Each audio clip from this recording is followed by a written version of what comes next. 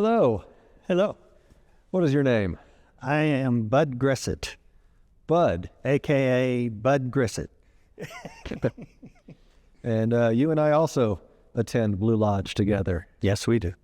And you've been there with me since the beginning of my journey. And in fact, you're one of the first people that I met when I was looking at joining Masonry. That's my intention. I like getting close to those who are being brought in. And at the time, your office was Worshipful Master. What is your current position? I'm currently for the same lodge that I was master, the Worshipful Master, which, by the way, there's nothing weird about Worshipful Master. It means worthy master. It means the leader of the lodge. I served 2 years there, and then after that just kind of moved around and settled into chaplain for the lodge. What does Masonry mean to you? I think the most important thing that it means to me is the fraternity itself. We treat each other like family. We are brothers. And it's very important to Masons. It's a part of their obligation as they move up the ranks from first, second, and third degree. It's a part of their obligation to protect that relationship of brotherhood between each other. In other words, I swore, just as you did, never to harm you or to disconnect you from your endeavors in life, from those things that are important to you.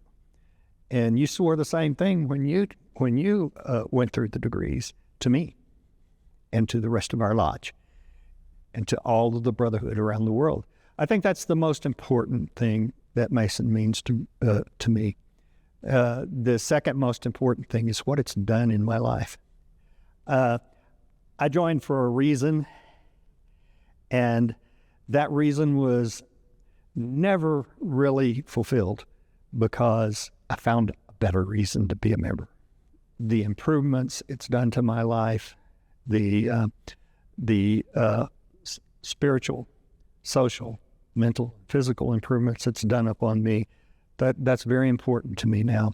I joined because I'm an amateur symbologist, have been for most of my life. And I was intrigued by the symbols of Masonry. I wanted to learn more about them and how they connected to the symbols of the world, because most of the symbols are very much symbols of the world. They just mean something different to a Mason. So I joined Masonry and thought I was going to learn a whole lot about symbolism, and I found a family. And I learned about symbolism on my own, just as I always have, and have been able to associate the symbols in Masonry with the symbols that I've learned about over the decades that I've been alive. But it's not nearly as important to me as our friendship and our fraternal love for one another that we have. I tell people one of the best reasons that I could think of or benefits of joining Masonry was obligated pallbearers. I don't have to worry about making a list. These guys are with me to the end. We have a saying in our lodge. I don't know if it's on all lodges, but in our lodge, once you've made the third degree, the Master Mason, somebody is going to tell you, you were made here, you will be buried here.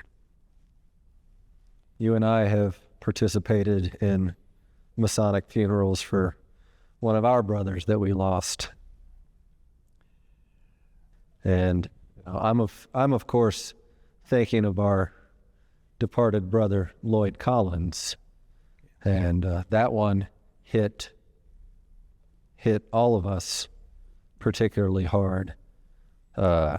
He was my mentor, and his passing affected not just the people in the lodge, but my entire family, my wife, my children. We all cried when we heard about Lloyd. Yeah. And you and I participated together in his Masonic funeral. It's in Cripple Creek Lodge. And I'm glad that I had the opportunity to share that with you. He was definitely a stalwart and an anchor in Colorado Masonry. Definitely so. Is Masonry a religion or a church? Absolutely not. The only two things about Masonry that we teach that could possibly be construed as religious is you cannot be made a Mason unless you believe in the one true God. That's not because we expect you to be religious. We teach all men, especially our brothers, that we should invoke the blessing of deity when in coming upon an important endeavor in our life. That is something that raises hope and faith and love. And those are usual things among all religions to believe and understand is faith, hope, and love. You say belief in the one true God. Does Masonry profess to tell people which one true God that is? No, not really. The one true God is to place to impress upon each of us that there's one supreme being. And what his name is in Masonry is no consequence.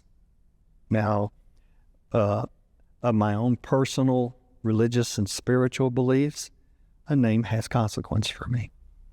Okay? And it does for anybody I've ever met in Masonry. You know, I've met Muslims, Buddhists, Jews, Rastafarians, all a part of Masonry. And the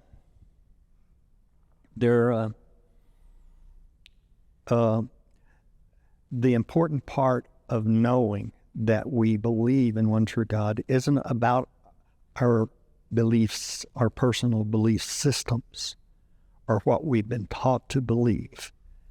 It is about if I am going to take an obligation, as I mentioned earlier concerning the obligations that you and I have taken to love one another, to care for one another, to see to one another's protection. Which for a candidate, an obligation is like an oath or a vow.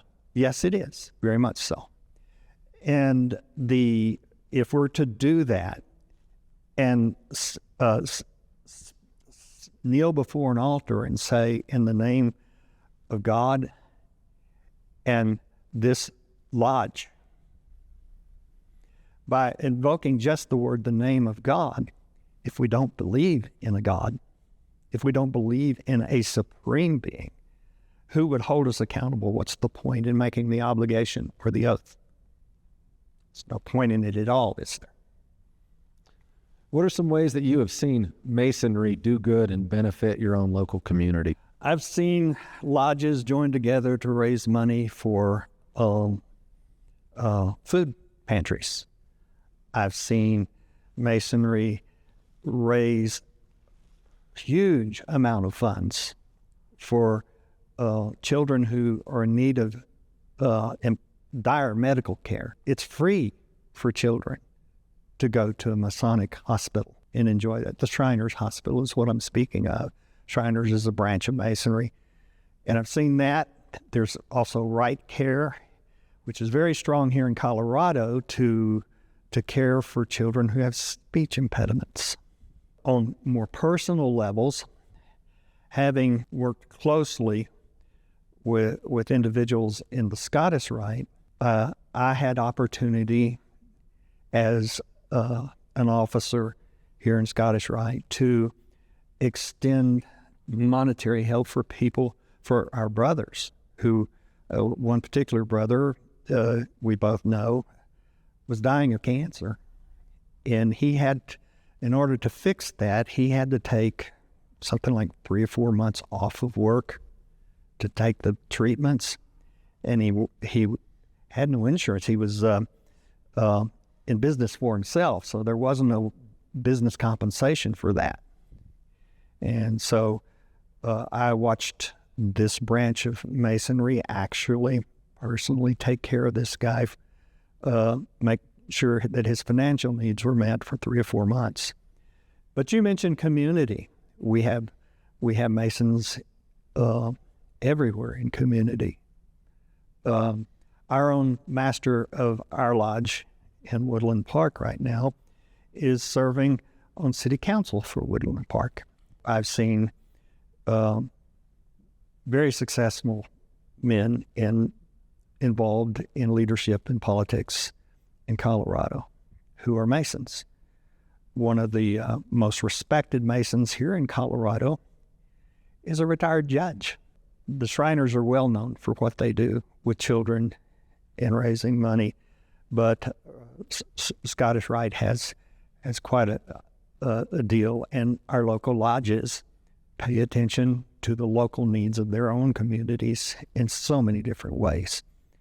Either with personally helping children, helping families, making sure somebody doesn't lose step or lose their footing in life, and we're aware of them and know them.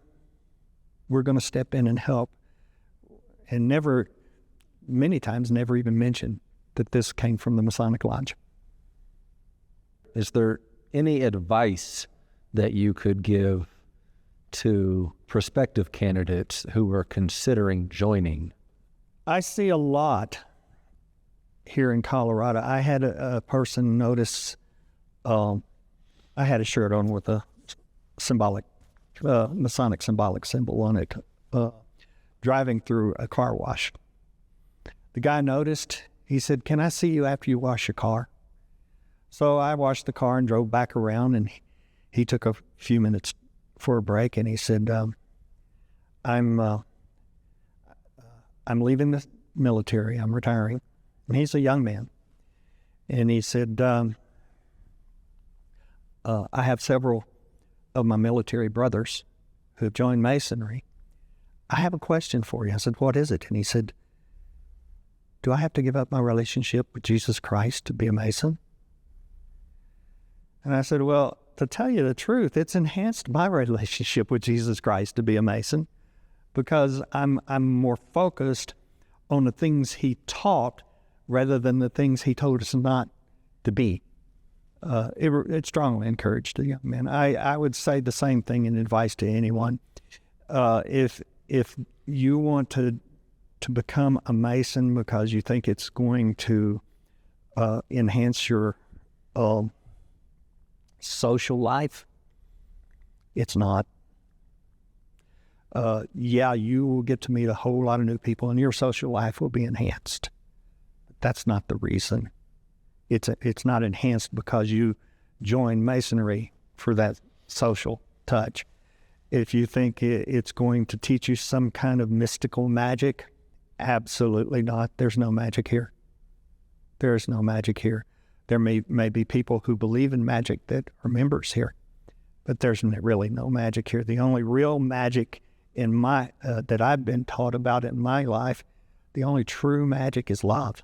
So yeah, there's magic here with that, but there's no secret art that we teach here. If you're going to join Masonry because you want to learn about philosophy and different religions, you will learn those things, but it's not going to help you. The most important thing about joining Masonry is the fraternal love, care we have for one another around the world. I've been approached in many countries around the world. They might see a ring I'm wearing or get the impression by certain ways I behave myself or certain ways I speak and say, "Are you a Mason?" And I'll answer, "Yeah."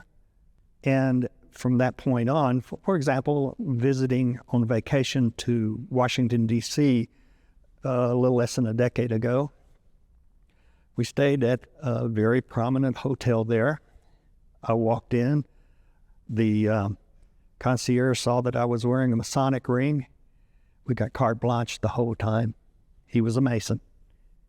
And he made sure we had everything you can imagine of special treatment, including limousines and everything else. We weren't expecting that. We just wanted to walk the mall.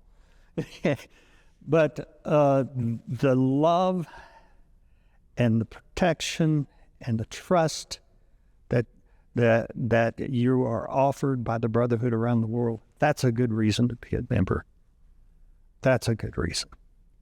Anchoring down in our hearts things we've always been taught, no matter what our religion was. Among the major religions, it's always about faith, hope, and love.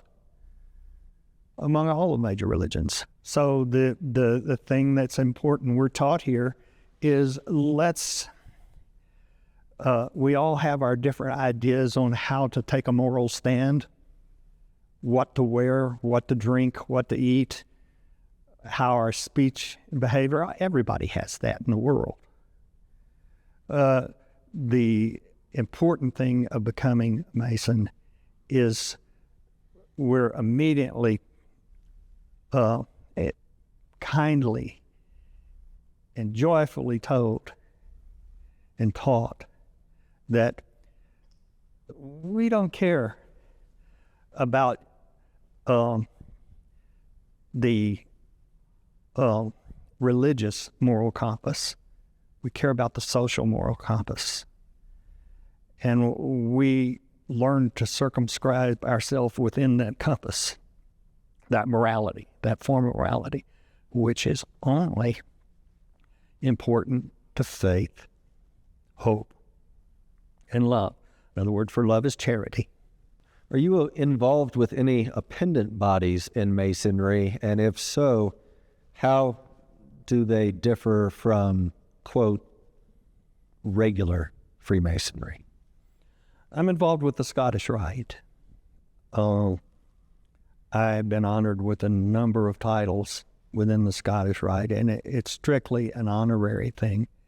In the Scottish Rite, I've been involved with Scottish Rite for 12 years now. I'm also a member of 2 lodges in Colorado, and chaplain in the lodge that you and I both attend. And a lodge refers to traditional, the traditional, regular Freemasonry. Right. It's the start. The Scottish Rite, the first thing that happened to me when I became involved with the Scottish Rite is it expanded my level of social outreach. That I went from a small lodge of 15, 20 members, joined the Scottish Rite, and then all of a sudden there were 50 more members added to getting to see what Masonry is about around the state. That was the first thing I noticed by becoming a member of the Scottish Rite. You were honored with higher degree titles than the 3rd degree, but the 3rd degree is the master degree. It is the Master Mason. The 4th through the 32nd degree, it's an academy where you go to learn different forms of philosophy, different ways of, or different belief systems among people who are different from you concerning their religious beliefs. You learn to understand them. You learn to enjoy what they have to share. You sometimes find that your own dogmatism is not the only dogmatism around, that there are things among the men, and it's a growing experience. You just have more people to get involved with, more people to love, more people to care for, more people to care for you. There's a joy in that. In our regular lodges, we are closer together, of course. There are 3 main ritualistic pieces to the regular lodge. That would be the ritual of being made a 1st degree Mason or entered apprentice, a 2nd degree Mason or fellow craft, and a 3rd degree Mason or Master Mason. And the work we do in there requires a lot of memorization to become that. And once you become that, the officers have whole lot of work to do in ritualistic values. And the reason for the ritual is to inculcate those important spiritual values, which all revolve around faith, hope, and love, of course. Some of the virtues, of a good man are all involved there. And the repetition of these things in our regular lodges serve to inculcate these important values into our lives. It's kind of like petrified wood. You take a piece of wood and you put it in a stream, and an element in that stream replaces a piece of the wood. And over a long, long time, the wood is no longer there. It's all rock. And that's an inculcation. That's what inculcate means. Repetition, and these rituals aren't anything mysterious or strange. They just are done to impress upon you the importance of honesty and truth and faithfulness toward the fraternity and toward the rest of the world, toward our leaders. And so how that compares with the appendant body of the Scottish Rite is the Scottish Rite takes you beyond the basics and says, now let's approach this from every philosophical thought we can bring to mind on this. And so, it becomes more of a less ritual and more drama. It's done through dramas. And by demonstrating certain things, it just like watching a good movie or something, it's going to grab you right here and say, yeah, that's right. Or, oh no, man, oh no, we can't do that, And we do the same thing in Scottish Rite. And it takes the 4th through the 32nd to get you that far. Each degree in the Scottish Rite is there to say, this is the way a man should be in life. A good man should be in life. And this is how we approach the philosophy of that and why we want to think this way. And it's never been a kind of thing as you will learn this or else. It's been more of, I offer for your consideration.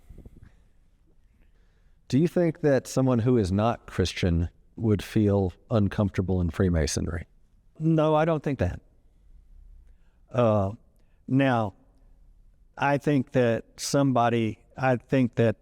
whether they're Christian or not, there are certain strong values among some of the major religions that would make them uncomfortable to become a Mason in the first place. But it has nothing to do with this side of the fence. For example, I've had a wonderful opportunity of meeting the Grand Master of a very powerful Muslim, Grand Master in Masonry, of a very powerful Muslim country in this world. But because the religious beliefs in that country are married to the governmental beliefs, the political values of that country, he was exiled. We are not going to approach religion in our lodge. We talk about the philosophy of religion in the Scottish Rite, but we still are very careful the way we approach other people's personal beliefs. And the reason we are not going to do that is we never intend to be, or ever, probably ever will be, embracing a religion here. But we encourage it. We encourage a man to follow his heart and to follow his belief in God. But that's as far as we're going to go with that. We're not going to tell you how to believe in God. It's a personal relationship. People still ask me as a Christian sometimes, are you a Christian? And sometimes I answer a different way, but that's kind of a long way around. I'll answer the short way. I have a personal relationship with my God. The key word is personal. Are there any last thoughts that you would give to anybody who's considering joining Masonry, and words of encouragement? Yes. If you are indeed considering joining Masonry, you must ask. Okay. You're going to have to hunt somebody down that's a Mason and ask them that you're considering it. Would you please show me what I need to know? Seek out your truth. Take your time. Listen. You might be surprised how many people you know that are Masons and you didn't know they were. And once you've found some of these men, ask them the questions that most haunt you. The second word of advice is stay as far away from the internet, news, and media as you can when it concerns information about Masonry. There's a lot of good information out there. Since I've become a Mason, I've looked them up.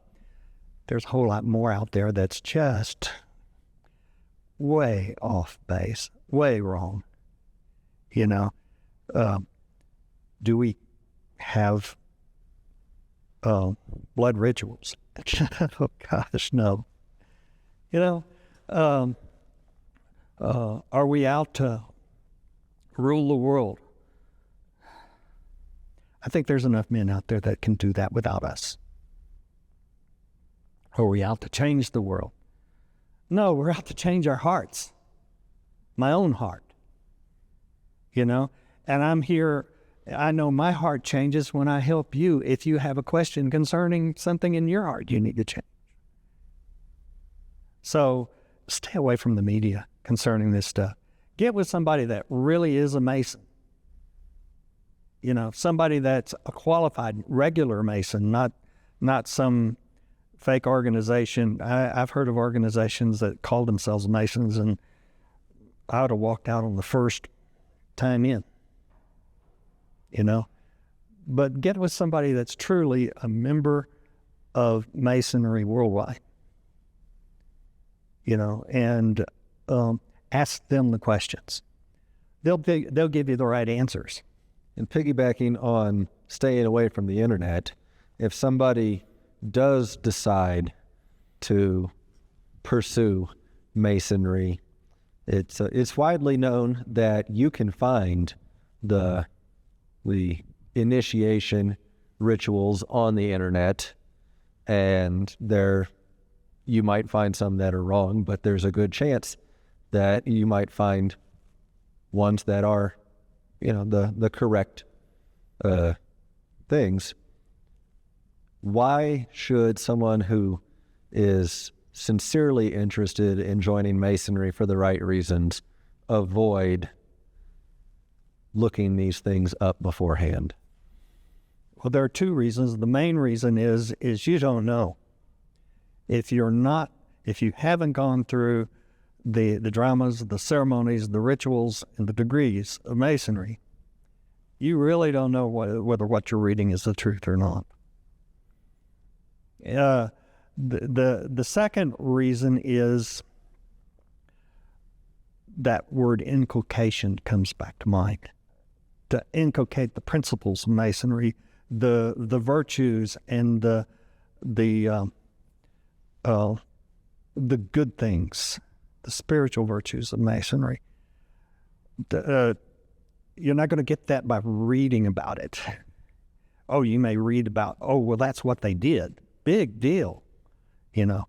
But when you actually go through it and then you sit through a lecture that's explained, this is what you did here, and this is why it happened, and you find out it's all about the heart. It's all about virtues of the human soul. It's when you go through these acts and rituals yourself, you begin to see, I would have never learned this from reading it in the media. For me, a part of it is also that it's for the same reason that people don't like spoilers regarding books or movies. It's for me, part of the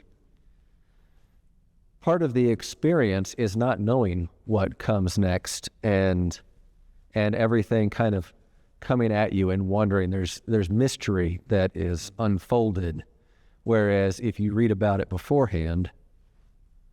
I agree with that. I think it's a good third I could add to my list. Our most recent initiate in our lodge, when it was done, he is a Vietnam War vet, and he still suffers from, some very, very ugly PTSD episodes in his life. He will admit to that himself. One of the things, had he told me that he had PTSD, I'd have never allowed to happen in our lodge when we initiated it. And that was the first thing we did, is we put him in a little room by himself and asked him to contemplate on certain things. The room was candlelit. It reminded of a time that he was a prisoner of war. He had a rough time with that. But when it was all said and done, I said, "What do you think?" And he said, "It was all magic. It was so magical." And it wasn't anything magical about it that we could see. It was just something that he's wanted all of his life, and he expected to see joy and goodness out of it, and he got it, A little later on, he calls me up on the phone. He says, "What about this, this, and this?" And I says, "Oh, no, you've been on the internet, haven't you?" He said, "Oh, yeah, you told me not to do that, didn't you?"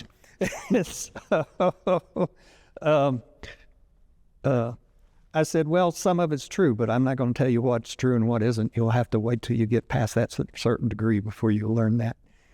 So. Well, Bud, thank you for taking the time of your day to come in and talk with me. I always love to listen to you talk and to learn from you. Thank you. It's a real pleasure meeting with you here today, Brother Zach. And hopefully this will benefit prospective candidates who are interested in our fraternity. To finally repeat one thing, if we have people watching this that are interested, then your next stage is to find someone who is at least a Master Mason, third degree Mason, and begin to ask them these questions. They'll give you the right answers. And it will, they won't be there to influence you to join, because it's just the opposite. You remember we took a very close look at you, Brother Zach, before you were initiated. And then we took another close look at you before you were passed to the second degree, and another close look at you when you were raised to the third. We take, it's really the other way around. It's not like, "Oh, you want to join? Come on in." No, we want to know who you are. You've lived with your decision for quite some time now. Are you still confident that you made the right decision in me? Yes, I am. I'm probably more encouraged than I would have ever known. had you not become a Mason.